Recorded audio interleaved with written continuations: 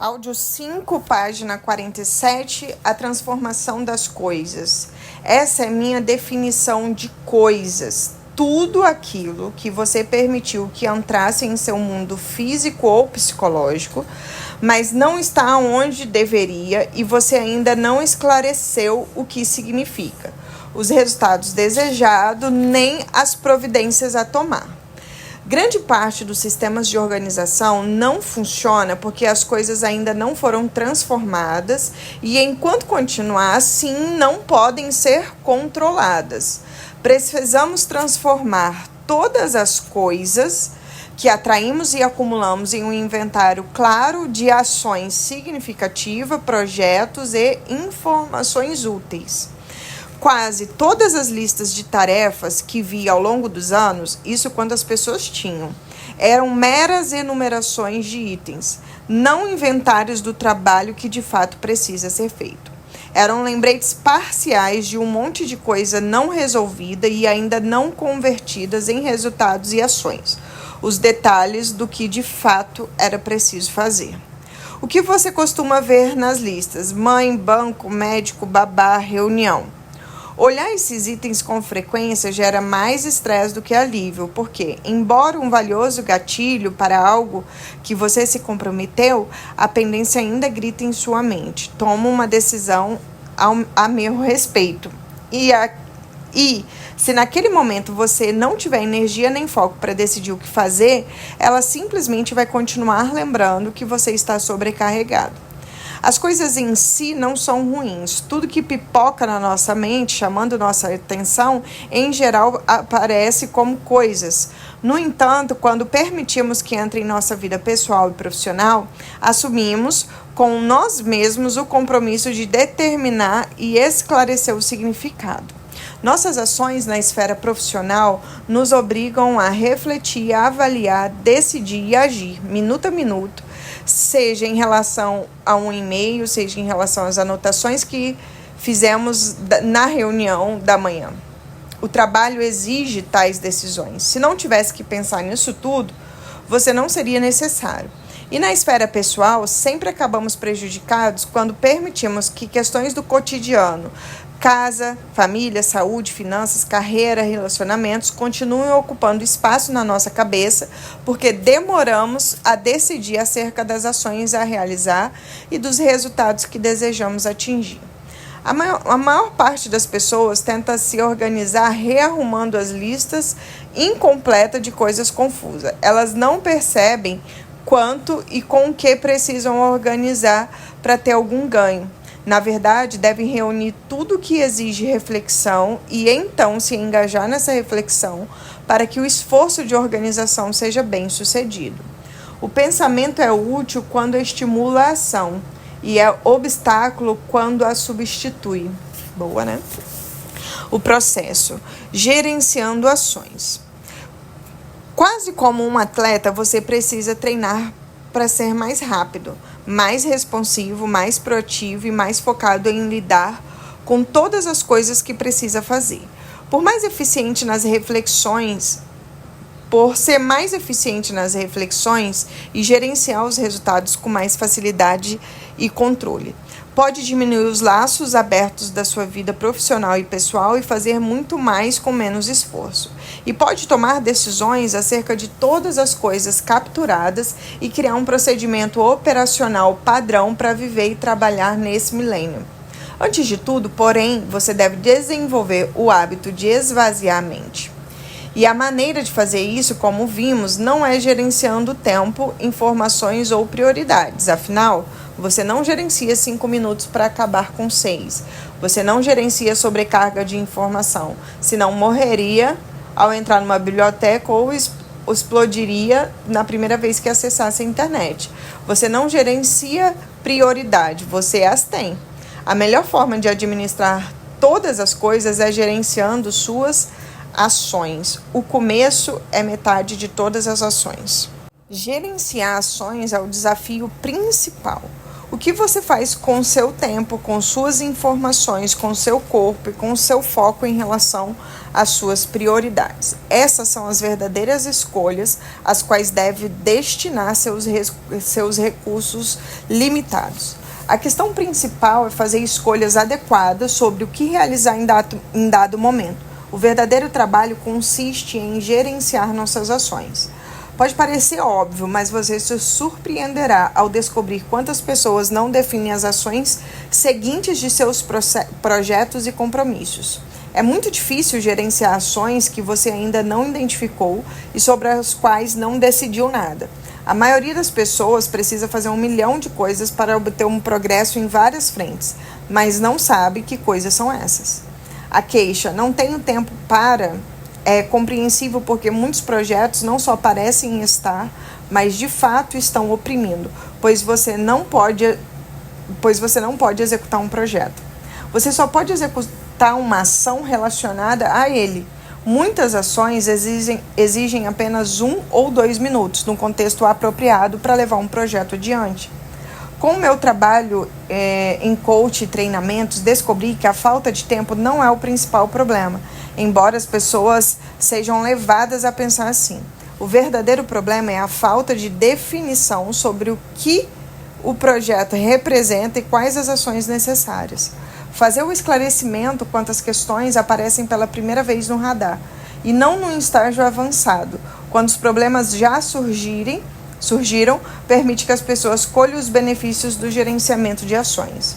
As coisas raramente emperram por causa da falta de tempo. Elas emperram porque ainda não foi definido o que feito significa nem onde isso acontece. Fazer acontecer envolve 2 componentes básicos. 1. Definir o que feito significa, resultado desejado. 2. Definir o que fazer, ação. Essas definições estão longe de ser óbvias para a maioria das pessoas. O valor da abordagem de baixo para cima. Com o passar do tempo, descobri como é importante desenvolver a produtividade pessoal de baixo para cima, partindo de atividades e compromissos básicos. Do ponto de vista racional, a abordagem mais adequada deveria ser de cima para baixo, primeiro identificando o propósito e a visão pessoais e organizacionais, depois definindo objetivos críticos e, finalmente, centrando-se nos detalhes de implementação.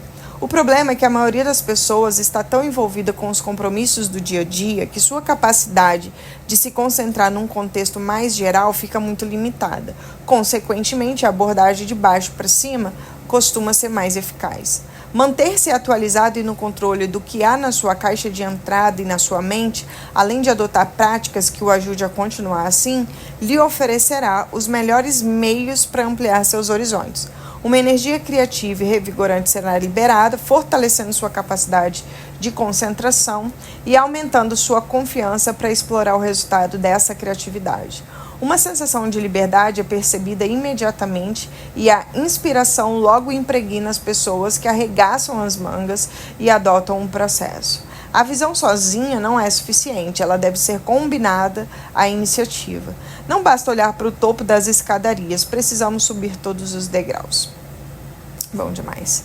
Você estará mais equipado para empreender um pensamento altamente focado quando as ferramentas utilizadas para lidar com as ações se tornarem parte do seu estilo operacional. Há assuntos mais importantes a tratar do que a sua caixa de entrada, mas se você não se organizar a partir desse nível inicial, não conseguirá ir muito longe. Muitos executivos com quem trabalhei ao longo de um dia para eliminar as tralhas que inibem suas ações passaram a noite tendo ideias e visões sobre sua empresa e seu estilo de vida. Essa é uma consequência automática da desobstrução do fluxo de trabalho. Gerenciamento horizontal e vertical das ações. Você precisa controlar compromissos, projetos e ações em 2 frentes, horizontal e vertical. O controle horizontal mantém a coerência das atividades com que você se envolveu. Imagine sua mente vasculhando tudo ao seu redor constantemente, como um radar de polícia. Ela pode se deter em qualquer um dos muitos itens diferentes que exigem sua atenção ao longo de um dia. As compras da farmácia, o namorado da sua filha, a reunião da diretoria, a mensagem de textos que você acabou de receber, a nova estratégia da empresa, o almoço, a planta que está murchando, um cliente insatisfeito, os sapatos que precisam ser engraxados. Você tem que comprar um presente para o amigo, preparar a apresentação do dia seguinte, pagar uma conta, reservar o hotel, cancelar uma reunião, assistir um filme à noite. Talvez se surpreenda com o volume de coisas que pensa e que lida em apenas um dia. Você precisa de um bom sistema que seja capaz de incorporá-los na medida do possível, de fornecer as informações necessárias no momento certo e de permitir a mudança de foco de uma para outra com rapidez e facilidade. O controle vertical, por sua vez, gerencia o pensamento, o desenvolvimento e a coordenação de assuntos e projetos individuais. Seu radar interno, por exemplo, pode estacionar sobre as suas próximas férias no momento em que você e seu cônjuge conversam sobre o assunto durante o jantar. Para onde vocês vão e quando, o que vão fazer, como vão se preparar para a viagem, etc. Ou você e seu chefe precisam tomar decisões sobre uma iminente mudança do organograma do departamento. Ou você deve se atualizar sobre o novo cliente para quem precisa telefonar. Isso é planejamento de projeto. No sentido mais amplo, concentrar-se numa única iniciativa, situação ou pessoa e levantar ideias, detalhes, prioridades e sequência de ações que leve-o adiante, pelo menos nesse momento.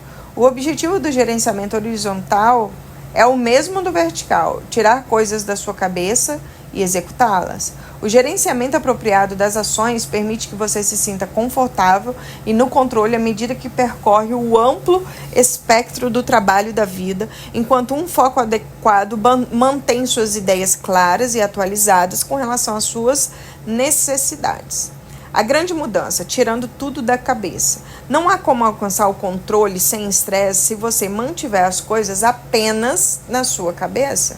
Em breve você vai ver que já adota os comportamentos desejados descritos aqui nesse livro.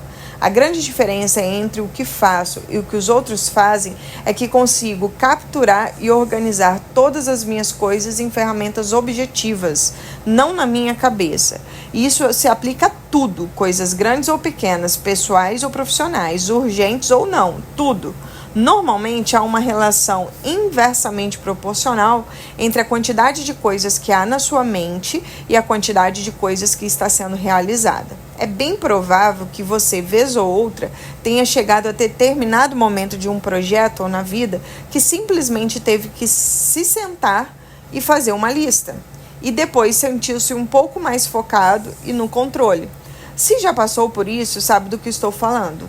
Nada mudou no mundo exterior, mas você se sentiu melhor.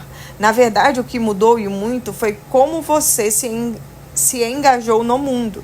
Isso sempre acontece quando você tira as coisas mais importantes da cabeça. Porém, a maioria das pessoas só faz lista quando a confusão foi insustentável e elas precisam resolver essa situação. Só que se limitam a fazer uma lista restrita ao que está incomodando no momento. Mas se você conseguisse fazer com que esse tipo de externalização e revisão se tornasse rotina em seu estilo de vida e trabalho e o mantivesse em todas as suas atividades pessoais e profissionais, não apenas as mais urgentes, estaria praticando o método de gerenciamento da mente como água. Com base na minha experiência, posso afirmar que esse processo sempre melhora nossa perspectiva e nossa experiência. Por que esperar? Não há por que ter o mesmo pensamento duas vezes, a não ser que você goste de ter isso pipocando na sua mente.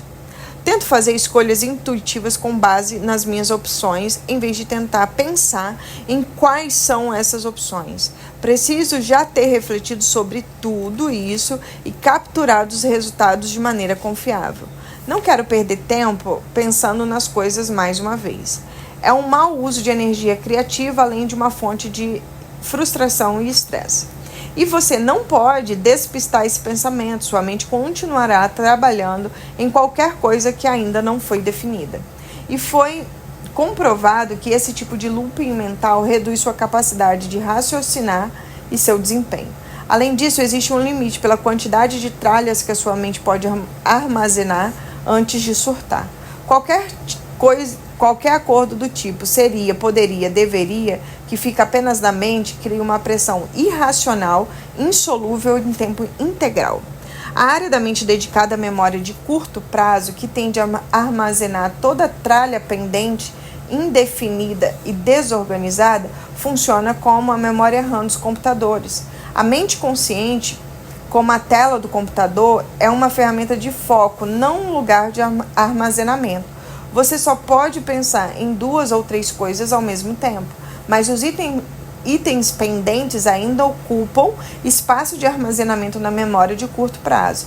E assim como na memória RAM, esse espaço é limitado, só é possível armazenar certo volume de informações para que a função cerebral se exerça adequadamente. No entanto, a maioria das pessoas vivem com a memória RAM transbordando de coisas. Elas estão sempre distraídas, sem foco e com um desempenho prejudicado pela própria sobrecarga mental. Pesquisas recentes das ciências cognitivas validaram essa conclusão. Os processos mentais são afetados negativamente pelo fato de tentar dar conta de todas as atividades que nos comprometemos a concluir sem dispor de um plano ou sistema confiável para lidar com elas. Por exemplo, nos últimos minutos, sua mente viajou por áreas que não têm nada a ver com o que você está lendo aqui. É bem provável que sim. E suas digressões devem ter passado por laços abertos, algumas situações com que você chegou a se comprometer, mas não a concluir. Essas pendências escapuliram da sua memória RAM e chamaram a sua atenção. E o que você fez, a menos que tenha registrado em uma ferramenta de coleta confiável, que você sabe que revisará apropriadamente em breve, deve ter ficado preocupado ou, no mínimo, reforçado alguma tensão mal resolvida. Não é o comportamento mais eficaz. Não houve progresso e seu estresse só aumentou. O grande problema é que a sua mente fica lembrando das pendências quando não há nada que possa ser feito a respeito. Então, a partir do momento que sinaliza que precisa realizar uma ação e armazena essa informação na sua mente, uma parte passa a acreditar que você deve se ocupar com ela o tempo todo.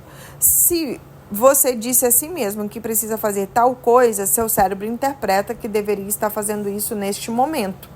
Se armazena 2 ações na cabeça, assume o risco de fracassar, uma vez que não há como se engajar em ambas ao mesmo tempo. Isso acaba causando um estresse cuja origem não pode ser identificada. É duro lutar contra o inimigo quando ele tem uma base militar instalada na sua cabeça. Muitas pessoas enfrentam alguma versão desse estado de estresse mental de modo tão consciente há tanto tempo que nem mesmo se dá conta que estão passando por ele. Com a gravidade, essa ansiedade está presente, e quem experimenta não tem consciência dessa pressão. Em geral, só percebemos que estamos sob pressão quando nos livramos dela e nos sentimos diferentes. E como não ouvir que havia um zumbido constante na sala até ele parar de repente?